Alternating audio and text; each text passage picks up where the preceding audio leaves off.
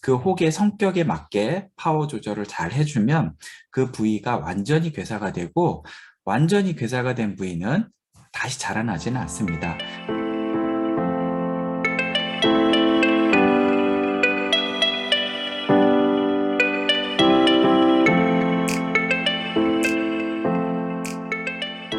안녕하세요. 자궁지킴이 이재성입니다.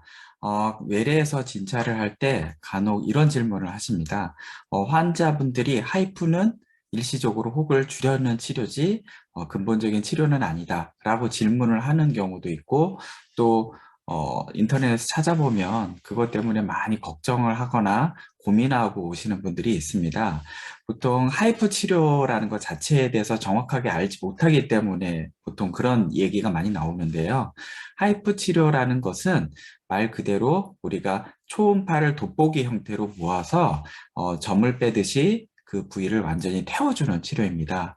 물론 혹의 위치라든지 혹의 크기라든지 혹의 수분 함량이라든지 피부의 두께라든지 이런 거에 따라서 우리가 하이프 장비의 파워라든지 치료 시간을 적절하게 잘 조절하지 못하면 치료하는 부위가 적절히 괴사되지 않을 수가 있습니다.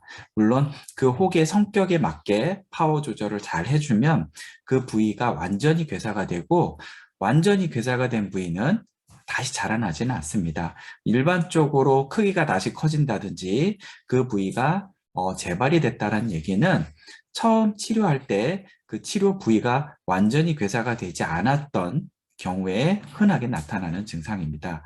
쉽게 말하면 혹을 살짝 끄슬려 놓고 치료를 끝나게 되면 그 부위는 다시 자랄 수밖에 없겠죠. 그래서 우리가 치료 후에 MRI, 특히 조영제를 투여한 MRI를 찍음으로 인해서 그 치료한 부위가 완전히 괴사가 됐는지가 확인하는 것이 굉장히 중요합니다. 만약에 전체 병변 중에 치료한 후에 치료 병변이 괴사가 적절히 안 돼 있거나 아니면 전체 병변 중에 한 70%나 50% 이하로 태워졌다고 하면 괴사된 부위는 크지 않겠지만 치료되지 않은 나머지 병변들이 다시 자라게 됩니다.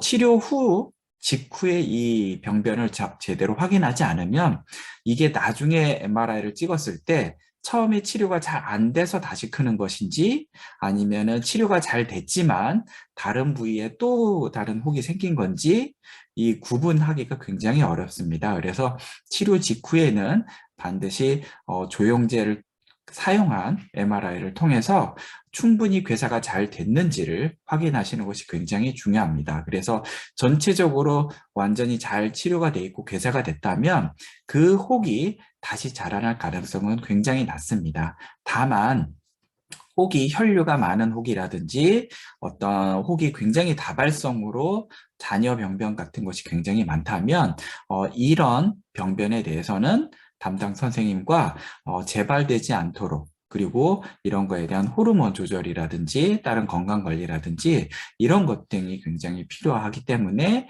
치료 직후에 사진을 확인하시고 담당 선생님과 잘 이야기하시면 좋을 것 같습니다. 하이프에 대한 오해. 첫 번째가 하이프는 일시적으로 혹을 줄였다가 결국은 혹이 다시 크는 치료다라고 잘못 알려진 거에 대해서 바로 잡았으면 좋겠습니다. 오늘 내용은 여기까지입니다. 다음엔 더 좋은 내용으로 다시 만나겠습니다.